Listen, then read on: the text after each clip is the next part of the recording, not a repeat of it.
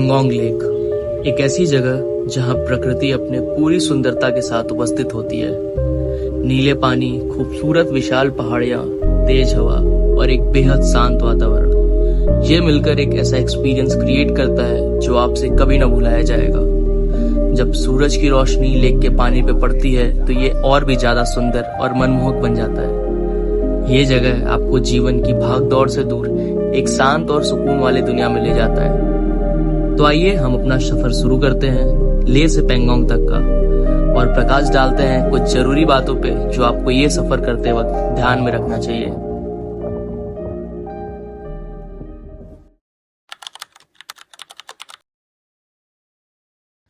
हर हर महादेव दोस्तों, उम्मीद करता हूँ आप सब बहुत अच्छा करेंगे अपनी लाइफ में और महादेव आपके ऊपर ऐसे ही कृपा दृष्टि बनाए रखें।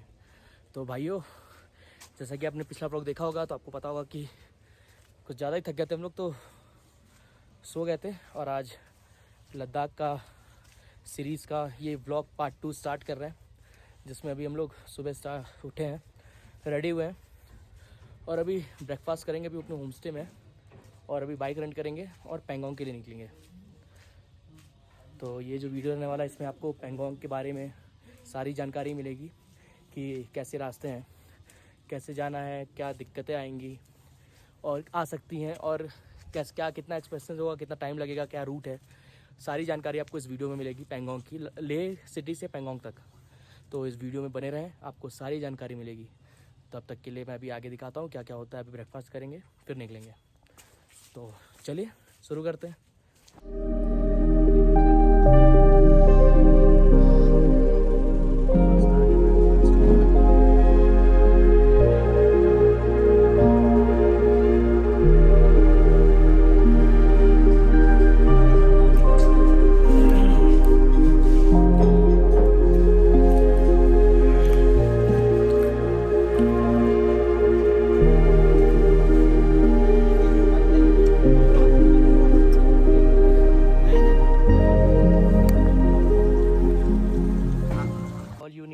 फॉर रेंट अ बाइक सबसे इम्पोर्टेंट है ड्राइविंग लाइसेंस और आधार कार्ड ना भैया। ड्राइविंग लाइसेंस ये रहा, और 2 आ रहा है। ब्लॉग बनाते हैं भैया। ये भैया एक्चुअली अपना ये जगह का नाम बताइए, कहाँ ये पड़ता है? अभी ये एरिया का लोकेशन है अपर टुचा। अपर टुचा? यस, अपर टुचा। हाँ, ये अपर टुचा में मैं नंबर डाल दिया हूँ यहाँ पे, यहाँ का। ये सारी फॉर्मेलिटीज़ करने के बाद ये फॉर्म भरते हैं, उसके बाद बाइक आपको अलॉट हो जाती है।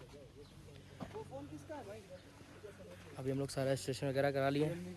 और एक और चीज़ ध्यान रखना भाइयों, जब भी बाइक लेना उसकी पूरी वीडियोस बना लेना, कि अगर कुछ भी ऊपर नीचे होता है, कुछ भी डैमेज होता है, तो अब वो वीडियो आपको हेल्प करेगा कि कितना डैमेज हुआ है। और नहीं होता है तो भाई कहीं ऐसा फ्रॉड होता है कि पहले से डैमेज रहता है, लेकिन वो आने के बाद बोलते हैं कि आपसे डैमेज हुआ है तो उसके चार्ज करते हैं। तो ये चीज़ मेक श्योर करें ना कि आप जब भी बाइक ले उसके पहले वीडियो बना ले पूरा 360 बाइक का। जहाँ से हमने बाइक रेंट करी है उस शॉप का नाम है ईगल राइडर्स। यहाँ का लोकेशन और नंबर डिस्क्रिप्शन बॉक्स में ऐड है। तो भाई अभी बाइक ले ली हम लोग, थोड़ा लेट हो गया है अभी, 11 तक लगभग 12 बज गया हम लोग को पैंगोंग निकलना है। तो बाइक ले हिमालयन 3 हिमालयन लिए, हिमालयन से जा रहे हैं। तो अभी निकलते हैं यहाँ से पैंगोंग के लिए, बाकी जो होता है आगे दिखाते हैं, क्योंकि अभी काफ़ी लेट हो गया, हमें तुरंत निकलना है यहाँ से, क्योंकि रात हो जाएगा तो यहाँ रिस्की हो जाता है थोड़ा। ठीक है, मिलते हैं आपसे। भाई पेट्रोल वगैरह फुल करा लिया है, तो बाकी गाड़ियों में पेट्रोल डला रहे हैं, बस फिर यहाँ से निकलते हैं अभी तुरंत। जैसे सिटी पार किए फिर तो मक्खन जैसी रोड है सब बोल रहे हैं। क्यों भैया? बिल्कुल।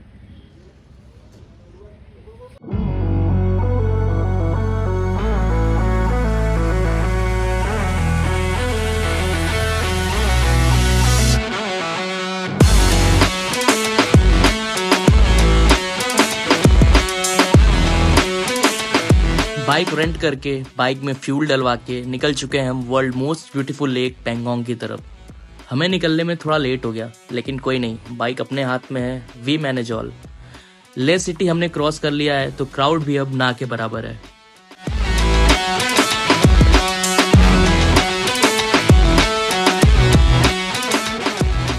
सफर तो अभी बस शुरू ही हुआ था कि नज़ारों ने अपना जादू दिखाना शुरू कर दिया। अब कहते हैं कि लद्दाख में आपको बहुत कुछ नया एक्सपीरियंस करने का मौका मिलता है, वो तो हमें लेह तक आने वाले रास्तों ने ही बता दिया था। लेकिन ये तो अभी ट्रेलर है, पिक्चर अभी बाकी है मेरे दोस्त।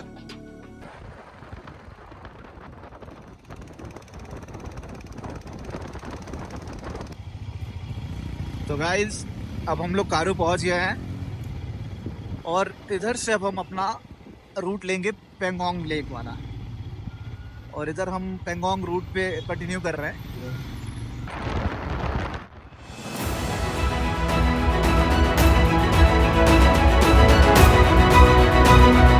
ऐसा लग रहा था जैसे अपने सारे देखे हुए सपने खुले आंखों से देख रहा हूँ। वो ज़िंदगी जी पा रहा हूँ जो मैं हमेशा से जीना चाहता था। मैं अपने रियल लाइफ में एक हीरो का कैरेक्टर प्ले कर रहा था।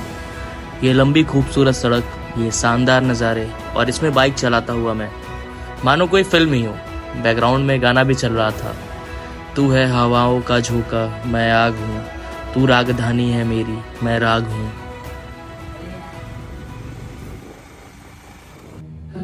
अब इन सब के बीच एक छोटी सी प्रॉब्लम थी। एक्चुअली वो छोटी नहीं थी, बात यह है कि हमारे पास आगे जाने का परमिट ही नहीं था। आगे कहीं भी चेक पोस्ट से हमें वापस भेज दिया जा सकता था, लेकिन हमें महादेव पे भरोसा था और हम ऑन द स्पॉट जाके ही परमिट बनाने वाले थे, बिना ये जाने कि चेक पोस्ट पे परमिट बनता भी है या नहीं। कुछ दूर चलने के बाद एक चेक पोस्ट आता है जहाँ हमें परमिट दिखाने के लिए बोला जाता है। हमारे पास तो परमिट था ही नहीं, तो जो वहाँ मैम थी हमने उनसे बोला, मैम हमारे पास परमिट नहीं है, क्या आप हमारा यहाँ परमिट ऑन द स्पॉट बना सकती हैं? तो उन्होंने बोला यहाँ पे परमिट तो नहीं बनता, लेकिन हम आपका ऑनलाइन परमिट बनाने में ज़रूर हेल्प कर सकते हैं। फिर उन्होंने हमारा फ़ोन लिया और उस फ़ोन से सबका परमिट बनाया, और ये भी कहा कि आगे कहीं परमिट नहीं बनता है और बिना परमिट के अगर आप आगे जाते तो वहाँ से आपको वापस भेज दिया जाता। कुछ यहाँ से 100 किलोमीटर पेंगोंग है और यहाँ पे पहला पुलिस चेक है। तो आप लोग जब भी है ऑनलाइन परमिट ज़रूर निकलवाएं, क्योंकि ऑनलाइन परमिट चेक होता है, परमिशन चाहिए होता है, जो परमिट होता है वो यहाँ चेक किया जाता है। तो अभी यहाँ पहला चेक नाका है जहाँ पुलिस चेक करिए परमिट, और याद रखिए अगर आपके पास परमिट नहीं रहेगा तो आप आगे नहीं जा सकते। तो ऑनलाइन परमिट बना लीजिए या फिर आके यहाँ पे, इन लोग भी कोऑपरेटिव होते तो ये लोग हेल्प करेंगे बनवाने में। तो उससे अच्छा है कि आप लोग बनवा लीजिए, टाइम वेस्ट नहीं होगा। हम लोग के पास तो टाइम नहीं था तो हम लोग नहीं बनवाए, यहाँ पे आके बनवा रहे हैं। भाई एक चीज़ और बता दें, मतलब कभी भी परमिट बनाए तो उसमें 2 जगह डेट डालने का आता है। तो जो पहला डेट है ना, तो वो 2-3 दिन पहले का रखें, क्योंकि तभी परमिट आपको ऑन द डे मिल पाएगा। अगर सेम डेट का डेट डालेंगे तो आपको 2 दिन बाद का परमिट मिलेगा। तो इस चीज़ का ध्यान रखें, जहाँ भी पहला डेट फिलअप करना हो वो 2 दिन पहले का, 2-3 दिन पहले का डेट फिलअप करें। अब लद्दाख को तो the land of high passes भी बोला जाता है, और हमने एक हाई पास तो मनाली से ले आने के रास्ते में ही एक्सपीरियंस कर लिया था, जो कि बहुत शानदार था, जहाँ हमें स्नोफॉल भी देखने को मिल जाता है। लेकिन अब जो पास आने वाला था वो पिछले यानी बारालाचा से भी ज़्यादा ऊंचाई पे था। तो भाई ये जो अभी आपको सीधी सड़क दिख रही है वो जल्द ही स्टीफ और टेढ़ी मेढ़ी होने वाली थी, मतलब एकदम तूफानी। बोले तो एक साइड पहाड़ और एक साइड हज़ारों फीट गहरी खाई, और हर 200 मीटर पे एक ब्लाइंड टर्न। बाकी एक चीज़ की तो मैं गारंटी दे सकता हूँ, अगर आप लेह लद्दाख आ रहे हैं तो आपको नज़ारे कभी डिसअपॉइंट नहीं करेंगे। हर मोड़ पे एक नया नज़ारा आपका इंतज़ार कर रहा होता है। ऐसे ही लद्दाख को थोड़ी स्वर्ग बोला जाता है।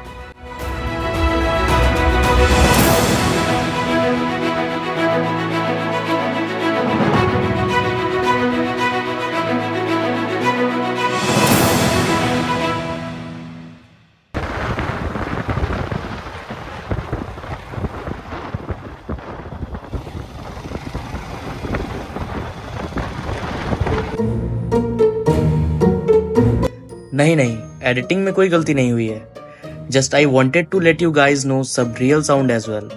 तो इन टेढ़े मेढ़े सुंदर रास्तों पे चलते चलते हम ऊपर की तरफ बढ़ रहे थे, और जैसे जैसे ऊपर जा रहे थे ऑक्सीजन की कमी महसूस होने लगी थी, और सर में दर्द भी होना शुरू हो गया था। हमने तो पहले ही डिसाइड कर लिया था कि ये सफ़र इतना आसान नहीं होने वाला। तो आप भी जब आइए तो यही माइंडसेट के साथ आइए।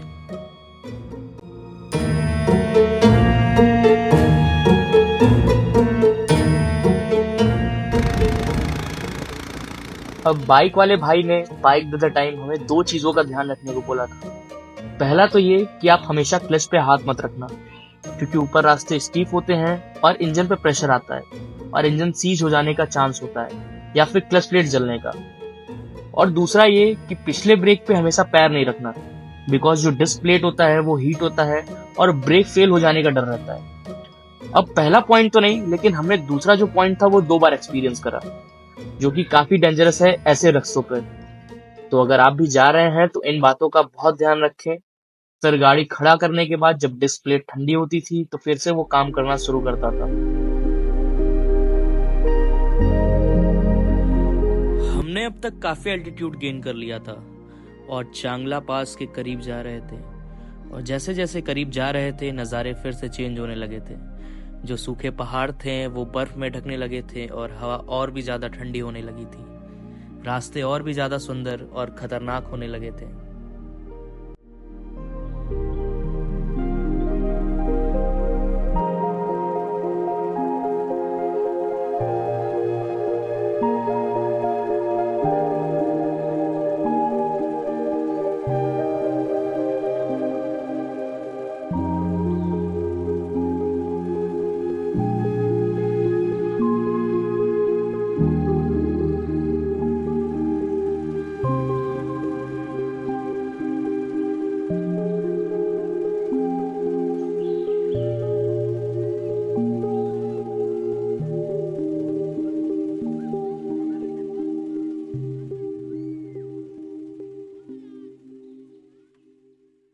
भाई नज़ारे देखो भाई, नज़ारे जैसे जैसे ऊपर जा रहे हैं सांस फूल रही है। सांगलाला पास की ओर अग्रसर हो चुके हैं, बस 4 किलोमीटर रह चुका है। ये 17,000 फीट है ना, 18,000 फीट पे जा रहे हैं। और ये हमारे अंकल जो थोड़ा ज़्यादा उत्साहित हो गए, बर्फ इतना ठंड में हाथ ऐसे चला हुआ और ये बर्फ से खेल रहे हैं। बर्फ की चीज ऐसी है भाई नज़ारे हम। अच्छा ये बताइए, मेरा एक मतलब ऐसा कहना है, मेरा मतलब पर्सनल ऐसा कि इंडिया में इससे ज़्यादा खूबसूरत जगह नहीं है। ऐसा है सच? आप लोग कई जगह घूमे, बताइए। हाँ, इससे बढ़िया है जगह नहीं नहीं है। हम कश्मीर को भी इससे सेकंड पे रखेंगे ना। हाँ, हम सच बोल रहे हैं, मतलब भाई इससे बेहतरीन जगह नहीं है इंडिया में, और इससे बेहतरीन ब्लॉगर नहीं है। Thank you. ये अगला 4 किलोमीटर कवर करने के बाद हम होने वाले थे पूरे 17,688 फीट पे, जो सोच के ही मन में एक अलग सी प्राउड फीलिंग हो रही थी यार। बिकॉज जो चीजें हम अभी अपनी आंखों से एक्सपीरियंस कर पा रहे हैं वो सबके नसीब में नहीं होता। लोग तो सिर्फ प्लानिंग ही करते रह जाते हैं, उन्हें कभी एग्जीक्यूट करने का मौका ही नहीं मिलता। और अगर ये चीजें हम एक्सपीरियंस कर पा रहे हैं अपनी लाइफ में, तो हमें अपने पेरेंट्स को और गॉड को थैंक यू बोलना चाहिए कि उन्होंने हमारे नसीब में ऐसे हसीन पल ऐड किए। So thanks to God and our parents for giving moments like this and added this type of experiences. Totally feeling blessed.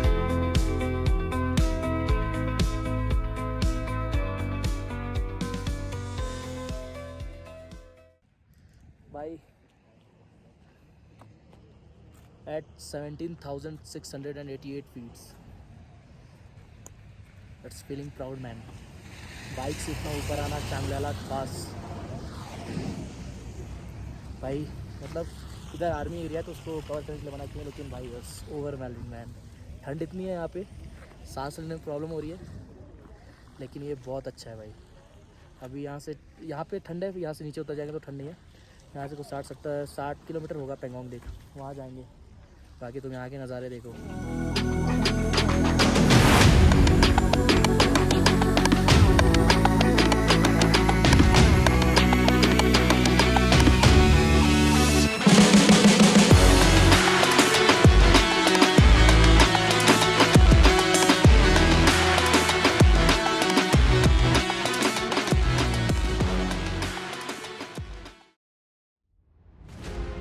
कुछ फोटोज क्लिक कराने के बाद देर ना करते हुए हम नीचे उतरने लग जाते हैं, बिकॉज इतना ज़्यादा एल्टीट्यूड पे ज़्यादा रुकना कभी कभी प्रॉब्लम क्रिएट कर देता है। एल्टीट्यूड ज़्यादा होने की वजह से हमारी बॉडी बहुत तेज़ी से एग्जॉस्ट हो रही थी। नीचे उतरने के बाद नज़ारे और भी ज़्यादा खूबसूरत हो जाते हैं और लैंडस्केप फिर से चेंज हो जाते हैं। अब यही तो बात है लद्दाख की, जो मैं बार बार बोल रहा हूँ। शायद आप अभी वो चीज़ें फील ना कर पाएँ, लेकिन जब आप खुद ये चीज़ें एक्सपीरियंस करोगे ना, तो मेरी एक एक लाइन को फील करोगे। यार ये जो नज़ारे हमारे आंखों के सामने थे, ये बियॉन्ड द इमेजिनेशन थे। लग रहा था भगवान ने इन्हें बड़ा ही टाइम लेके बहुत ही शिद्दत से बनाया है।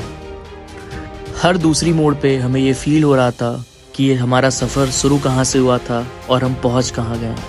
क्या सच में ऐसी जगहें होती हैं, रियल लाइफ में एग्जिस्ट करती हैं? ये सारे सवालों का जवाब हमारी आंखों को बड़े ही बखूबी से मिल रहा था।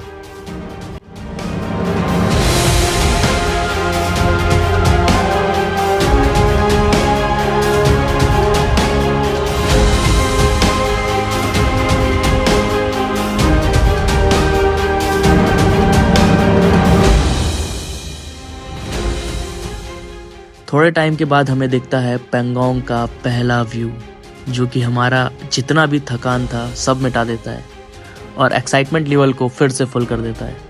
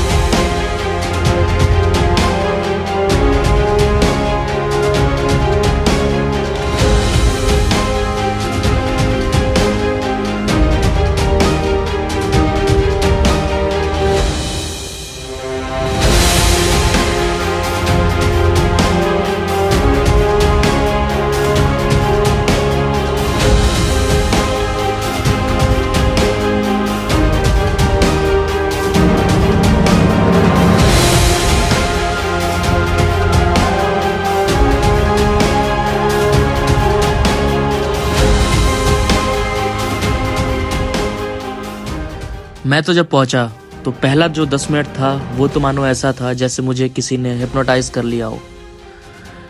मेरा कोई रिएक्शन ही नहीं था, न्यूट्रल रिएक्शन। मैं बस ये सोच रहा था कि जो मेरे आंखों के सामने है इसे मैं अपने मन और दिल में हमेशा हमेशा के लिए कैद कर लूं। मैं जब भी आंखें बंद करूं और इस चीज़ के बारे में सोचूं तो ये सारी चीज़ें मेरे आंखों के सामने हो। मेरा जो रिएक्शन था वो पूरी तरह से न्यूट्रल था, क्योंकि मेरे दिमाग को पता ही नहीं था कि ऐसे नज़ारे देखने के बाद कैसे रिएक्ट करते हैं। ये पूरा totally out of the dictionary था।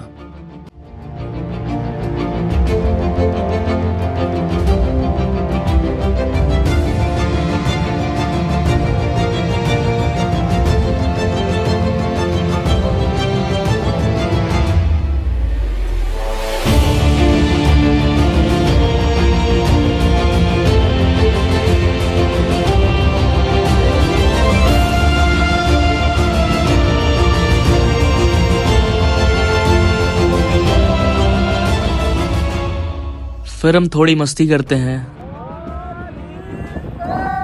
थोड़े फोटोज क्लिक करते हैं और लेक के पास सुकून से बैठ जाते हैं और इस पल को हमेशा हमेशा के लिए अपने दिलों में कैद करने की कोशिश करने में लग जाते हैं।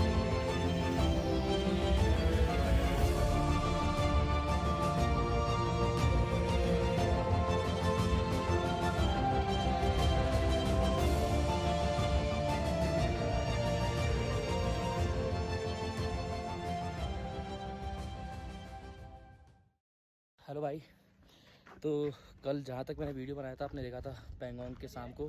फिर उसके बाद मैंने वीडियो नहीं बना पाई because of short of storage. तो फिर उसके बाद शाम में हमने कुछ किया नहीं था। पेंगोंग के जस्ट सामने मैं दिखाता हूँ, पेंगोंग के जस्ट सामने ही मतलब बहुत सारे होम स्टेज और रूम्स मिलते हैं। तो हमने वहीं स्टे किया था एकदम बिल्कुल पेंगोंग के सामने। तो अभी यहाँ से हम लोग हानले की तरफ जाएंगे और अभी आपको रूम स्टे बताता हूँ कि रूम स्टे दिखाता हूँ मेरा रूम कैसा था, उसका प्राइस कितना था। ये पेंगोंग और ये लाइन से रेस्टोरेंट्स, होम स्टेज और ये रूम्स हैं। और ये हमारा ब्लू शिप करके ऐसा है, ये हमारा रूम था, ये रूम था हमारा।